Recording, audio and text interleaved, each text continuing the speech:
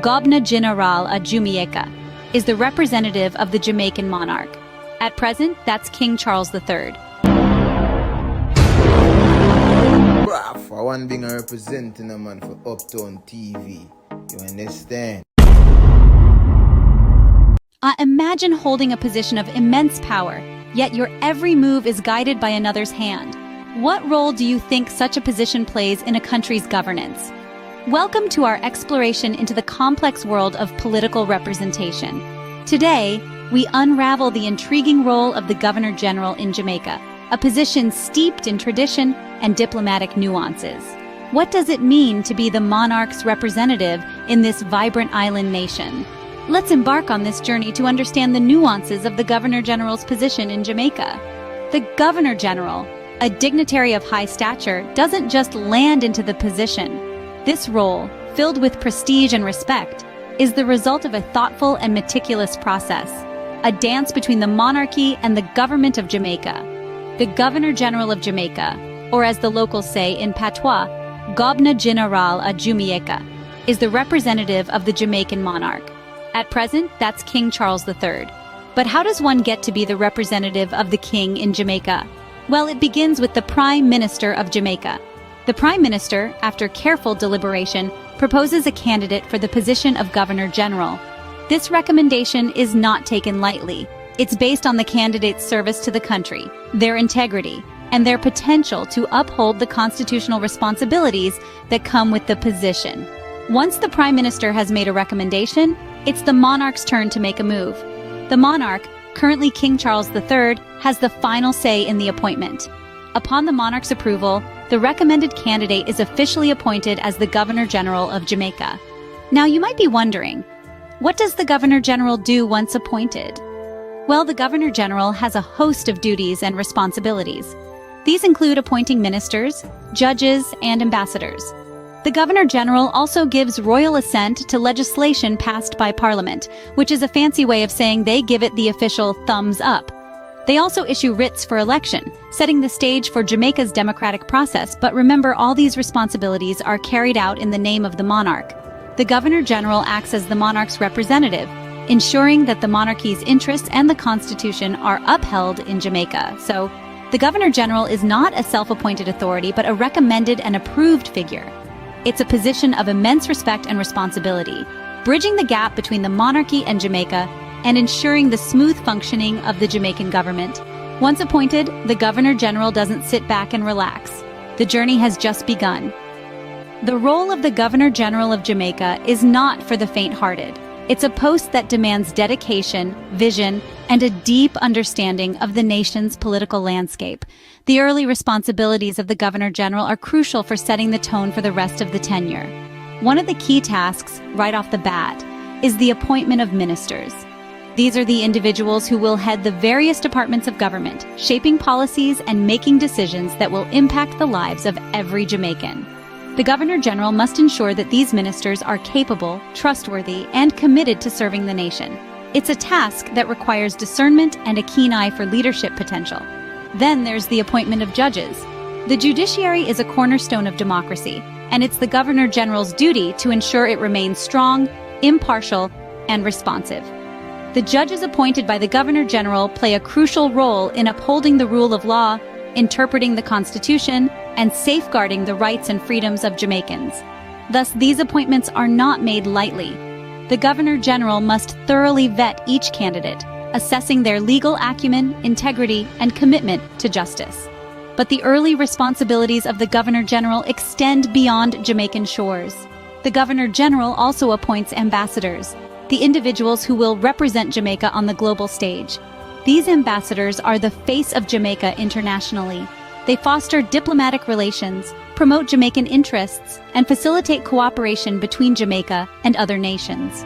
The Governor General must choose ambassadors who are not only skilled diplomats, but also embody the spirit and values of Jamaica.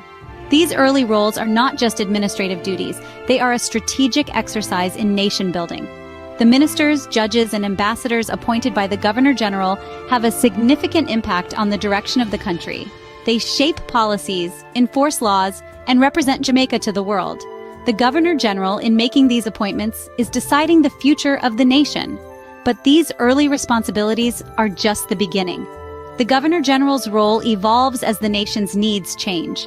Over time, the Governor General may need to mediate political disputes, respond to national crises, or even represent the king at ceremonial events. The role is dynamic, challenging, and far-reaching. In essence, the Governor General is a facilitator of governance, a custodian of democracy, and a symbol of national unity. The early roles of the Governor General set the foundation for these broader responsibilities. They are a test of the Governor General's leadership, judgment, and commitment to service. In the end, the Governor General's early roles are a testament to the importance of the position. They underscore the need for a Governor General who is not only capable and experienced but also deeply committed to the welfare of Jamaica and its people. These early roles of the Governor General set the stage for more complex responsibilities. Legislation, the cornerstone of any country's governance, is also a significant part of the Governor General's duties. When we talk about legislation, we're referring to the process of crafting and enacting laws that guide and govern a nation. In Jamaica, this process involves the active participation of the Governor General, who, as the representative of the monarch, holds a pivotal role in the legislative machinery of the country. Let's delve into this role a bit more. The Governor General's legislative duties are imbued with a sense of tradition and ceremony. He or she is tasked with giving royal assent to legislation passed by Parliament. This is a formal process where the Governor General, on behalf of the monarch, gives the final nod to a bill, thus transforming it into law. But what does this mean in practice? Well, once a bill has been debated and approved by both the House of Representatives and the Senate, it is presented to the Governor General for royal assent. This is not merely a rubber stamp process. The Governor General reviews the bill, ensuring it aligns with the Constitution and the broader interests of the Jamaican people. Now, some might ask, does the Governor General have the power to reject a bill? Technically, yes. But in practice, it is extremely rare for a Governor General to refuse royal assent. This is because the Governor General acts on the advice of the Prime Minister and the Cabinet, who are democratically elected representatives of the people. So, while the Governor General holds the power of assent, it is largely a ceremonial duty, reflecting the constitutional role of the monarchy in Jamaica's parliamentary democracy. It's a delicate balance that underscores the symbolic relationship between the monarchy and Jamaica's sovereign legislative body. However, let's not underestimate the importance of this ceremonial role. The act of giving royal assent signifies that the proposed legislation has passed the necessary stages of scrutiny and debate. It's a critical step in the legislative process, ensuring that laws are properly enacted and that the democratic process is upheld. It's also worth noting that the Governor General's legislative role extends beyond granting royal assent. He or she is also responsible for opening and closing sessions of Parliament, delivering the throne speech, which outlines the government's agenda for the upcoming legislative year, and issuing writs for general elections. These duties further emphasize the Governor General's central role in the legislative framework of the country. In conclusion, the Governor General's legislative duties, although largely ceremonial, are crucial to the functioning of Jamaica's parliamentary democracy. They uphold the tradition of the monarchy while ensuring that the legislative process is carried out in accordance with the Constitution and the democratic principles of the country. Thus, the Governor General plays a crucial role in the legislative processes of the country. Elections, the backbone of democracy, is another area where the Governor General's influence is felt. Now let's dive into how the Governor General of Jamaica plays a vital role in the electoral process. In the Jamaican constitutional framework, one of the primary responsibilities of the Governor General is to issue writs for elections. You might be wondering, what does issuing a writ for election mean? Well, in simple terms, a writ is a formal written order. Thus, when it comes to elections, the Governor General issues an official command that elections must be held. You see, elections aren't just an event that happens spontaneously. They require meticulous planning, organization, and most importantly, they must be sanctioned by the state. This is where the Governor General steps in. By issuing the writs, the Governor General sets in motion the wheels of democracy, initiating the process that allows Jamaican citizens to exercise their right to vote. The Governor General doesn't act alone in this process, though. The decision to hold elections is usually made in consultation with the Prime Minister. After this decision is made, the Governor General issues the writs to the returning officers in each constituency, These officers are then responsible for conducting the elections in their respective areas. Now you might be thinking, why is this role so important? Well, the Governor General's authority to issue writs for elections safeguards the democratic process. It ensures that elections are held regularly and that the government remains accountable to the people. This is a crucial aspect of any functioning democracy, and Jamaica is no exception. Moreover, the Governor General's role in elections extends beyond issuing writs. After the results are in, it's the Governor General who formally appoints the elected representatives to their positions. This includes the Prime Minister, who is appointed based on their ability to command the confidence of the majority of the members of the House of Representatives. Furthermore, in the event of a hung parliament where no single party has a clear majority, the Governor General plays a crucial role. They have the responsibility to appoint a Prime Minister who, in their judgment, is most likely to command the confidence of the House. This is a significant responsibility, requiring careful consideration and impartial judgment. In conclusion, the Governor General's role in elections is both extensive and essential. From issuing writs to appointing elected representatives, the Governor General ensures that the democratic process runs smoothly and efficiently. The Governor General's responsibilities in this regard are not just ceremonial. They are an integral part of the democratic framework, ensuring that the voice of the Jamaican people is heard and respected. In essence, the Governor General's role is pivotal in maintaining the democratic fabric of Jamaica. The Governor General's position is not merely ceremonial. It is a role steeped in responsibilities and duties. By now, we've painted a comprehensive picture of the Governor General's role in Jamaica, a role that is far from being just a figurehead. The Governor General is an integral part of Jamaica's governance structure, representing the monarch, currently King Charles III, on the island nation. This role is not a random appointment, but a carefully thought-out decision based on the recommendation of the Prime Minister of Jamaica. Let's take a moment to recap the broad spectrum of responsibilities that the Governor General shoulders.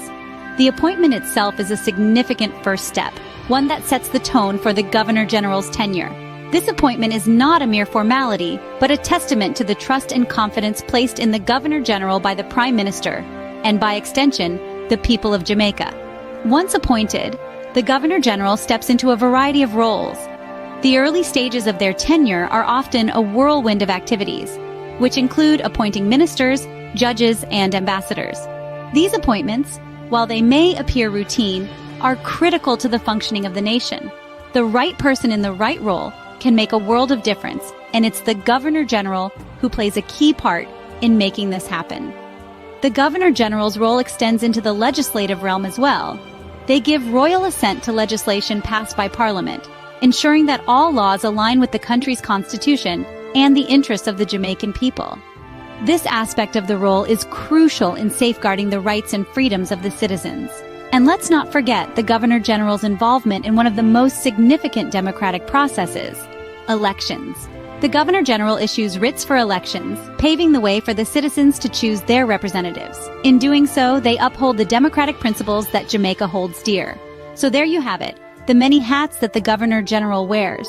It's a role that requires a careful balance of diplomacy, leadership, and a deep understanding of the country's legal and political landscape. It's a role that demands the utmost respect and recognition. The Governor General's role is not just about the person who holds the position. It's about the position itself, the responsibilities it carries, and the impact it has on Jamaica's governance. It's about the trust and faith that the Jamaican people have in this position. It's about the commitment to serve the people and uphold the values that Jamaica stands for. In understanding the Governor General's role, we gain a deeper insight into Jamaica's governance structure. We see the checks and balances that are in place, the processes that ensure a functioning democracy, and the individuals who dedicate themselves to the service of the nation. So the next time you hear about the Governor General of Jamaica, remember the weight of the role, remember the duties, the responsibilities, and the commitment that comes with it.